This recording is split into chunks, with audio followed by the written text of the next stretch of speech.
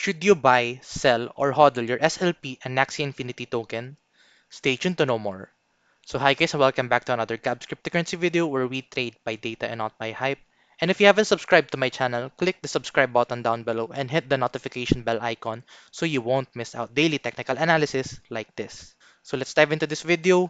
So as you all guys know, we have been seeing Bitcoin dumps as well as Ethereum dumping for the past few days. Pero on top of those dumps, nakita tayo ng pump for both SLP and this Axie Infinity token. And for those people na hindi nakaalam to, SLP is actually a token na this is a coin na ginagamit as a reward for the Axie Infinity game na sumisikat ngayon na nagva-viral. Pero I won't dive deep into that game kasi ang focus natin dito is yung technical analysis of SLP and Axie Infinity. So in this video, we are going to talk about the technical analysis for SLP. We're also going to take a quick look for the technical analysis for Axie Infinity, and then we will answer when should you buy, sell, or hodl it. And then yung isang question na marami nagtatanong, should you invest in SLP and Axie Infinity token? So before we start this, if you want to skip a certain part in this video, you could actually select the timestamps down below para makita nyo yung mga content na gusto nyo makita. So yeah, let's dive in first to SLP. For SLP, what we have actually been seeing is these movements from the 20, 50, 100, and 200 moving average in the hourly. So, if you're going to look at this in the hourly, you would actually see na meron tayong bounces off from this 100 moving average.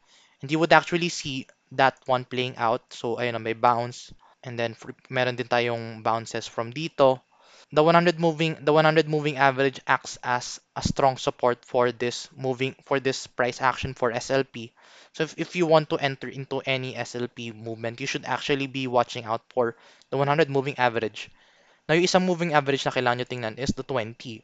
If titingnan mo yung kanyang price action, every time Axie, every time SLP goes up, the 20 moving average should follow. And if let's say naging overbought siya, you should expect a dump kasi the SLP price must go back and go down to the 20 moving average.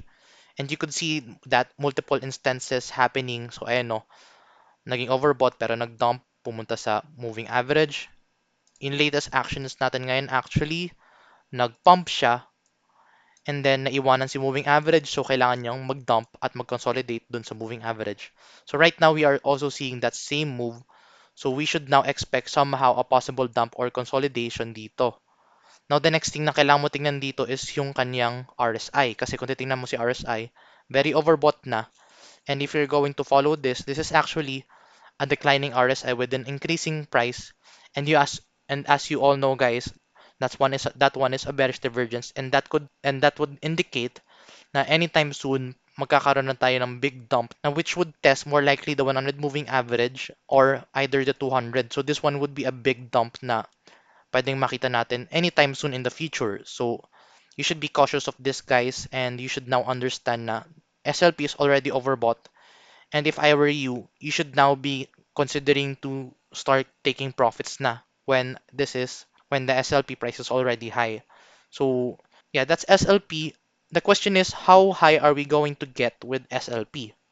So if you're going to look at this data, I actually prepared this Fibonacci retracement. And kung titingnan mo to, the price of SLP can actually still go up to a modest, tingnan natin yung ceiling nito, a modest 1.6 US dollars, and that's actually around almost 350% pump from our current price action, and that's actually a very big move. Now, you could actually see this moving provided now we are in a Bitcoin bull market. So as long as we are not entering yet the 4-year cycle bear market, we could still see this pump. But then for SLP, however, for the short term, yun nga, you need to be cautious of the RSI kasi we are getting very overbought for SLP, and you should be expecting anytime soon some correction kasi this pump is not sustainable for the short term. So honestly speaking, I would not enter into SLP right now. Pero if let's say na meron ka ng rewards kay na SLP, you should partially start taking profits from SLP kasi this could anytime soon lead to a correction, and you don't want na maipit kayo dyan sa SLP. So yeah, that's SLP for the technical analysis. Let's also take a quick look for Axie Infinity token. For Axie Infinity token, we actually plotted this Fibonacci retracement tool then. Pero as you can see, we are actually getting these beautiful bounces off from this Fibonacci retracement level. So makita mo may bounce tayo dyan, mayroon tayong bounce, and then this one meron tayong bounce, may resistance, may support, and right now nag-act dito as support, and then after that, nagkaroon na tayo ng pump after breaking this support. Now, ano ba yung next move niya? So right now, if you're going to look at this price action, you're actually starting to see multiple bearish divergences for Axie Infinity tokens. This would indicate na we are starting to get overbought for Axie Infinity token. So let's try to plot a trend line dito. So this is a trend line. So ayan, trend line. So Axie Infinity can still go up to 22 US dollars. But take note of this kasi we are starting to form a rising wedge. And as you all know, a rising wedge is a bearish pattern. So we are now seeing multiple bearish signals for Axie Infinity token. And traditionally, a rising wedge is a trend reversal pattern to the downside. So if this breaks, we could actually see an $11 Axie Infinity token. So if this plays out, then that would mean na we will be going down for this movement. But yeah, in order for this to confirm, we need to have a volume confirmation dito on the 4-hour time frame as well as other indicators respecting this big movement. Ngayon, ano ba yung pwede natin tingnan pa? Same goes with SLP, kailangan din natin yung mga moving averages. So let's plot the moving averages first. So ito, may nag-PM sa akin previously kung ganong kataas ba daw aabot si Axie Infinity token and kailan ba siya magpa-pump. So ang personal take ko dito is makikita mo more likely mga pump when the moving average is converging. So ito, pag nagko-converge si 20 and 50 moving average, just like dito, dyan tayo more likely makita ng pump. And we have seen that multiple times, 3 times na in fact, 4 times na actually. So every time na nag-converge si itong movement na to, that's actually a good time on buying kasi dyan tayo more likely magkakaroon ng pump when the moving averages are converging. Now, when should you sell this? When should you sell for the short term? So the answer is every time na overbought si Axie Infinity token sa ating 20 moving average, for the short term, that would be the best time to sell. So tingnan mo, just like in SLP, kailangan kasi humabol na 20 moving average and from time to time, kailangan niya mag-correct papunta kay 20 moving average. And we have seen that multiple times for this for this Axie Infinity token.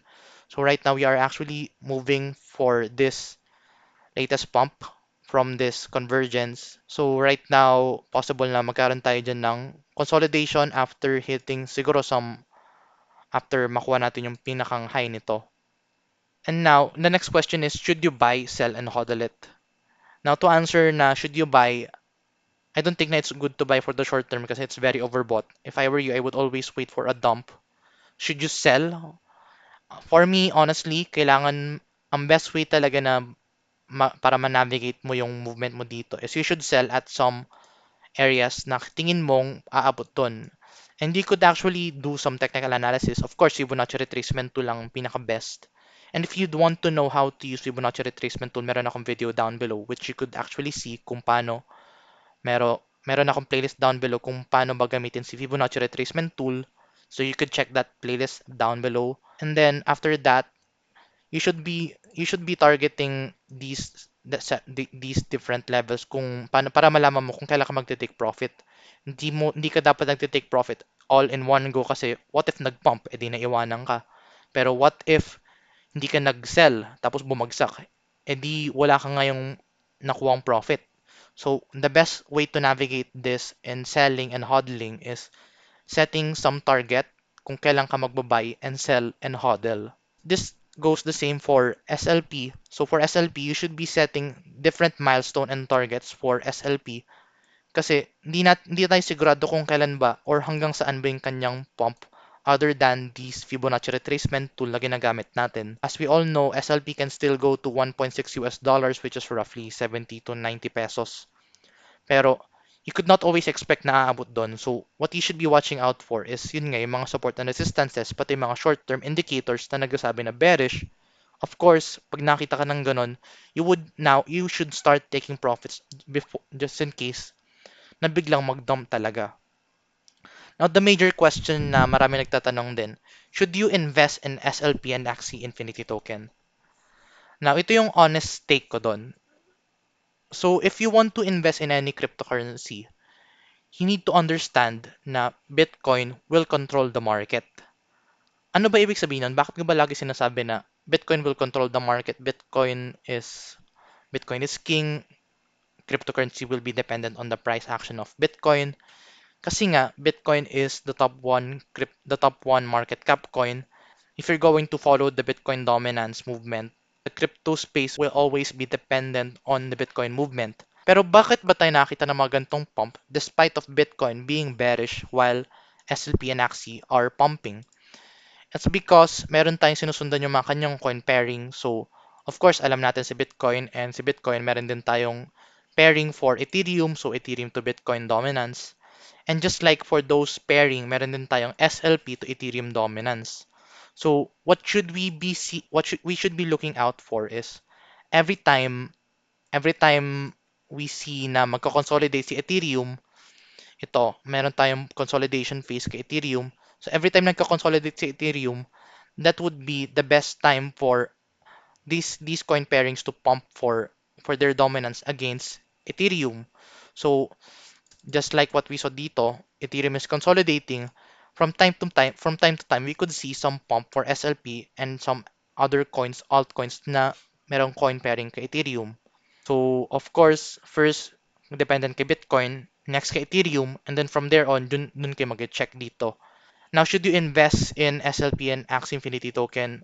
Ang honest take ko doon is, para malaman natin kung aabot siya kung magsusurvive siya sa next 10 to 15 years, kailangan niya mag-survive muna ng at least isang bear market.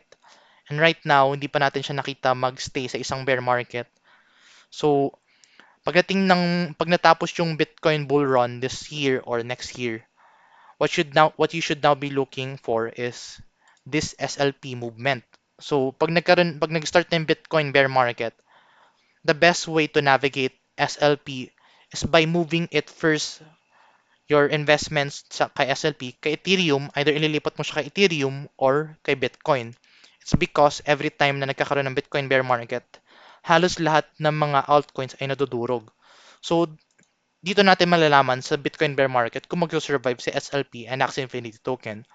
And if nag-survive siya doon sa bear market na yun, yung 2 years bear market na yun, then that's where I can say na it's safe to invest in SLP and Axie Infinity Token regardless kung maganda ang platform nila at yung kanilang mga projects. I honestly believe na kailangan niya mag-survive muna ng isang Bitcoin bear market in order to confirm na maganda to i-invest. Kasi just like noong 2017, marami mga gantong tokens na lumalabas, magaganda yung mga projects, sobrang promising. Pero nung pumasok yung Bitcoin bear market, lahat sila nadurog at nawala at hindi nag-survive nung time na yon. So, definitely, na kailangan mo tingnan is the Bitcoin bear market kung mag-survive si SLP and Axie Infinity Token. So if you find this video informative, guys, please give this video a like. And if you want to see more contents like this, please subscribe for more. I'll see you in the next video and bye-bye for now.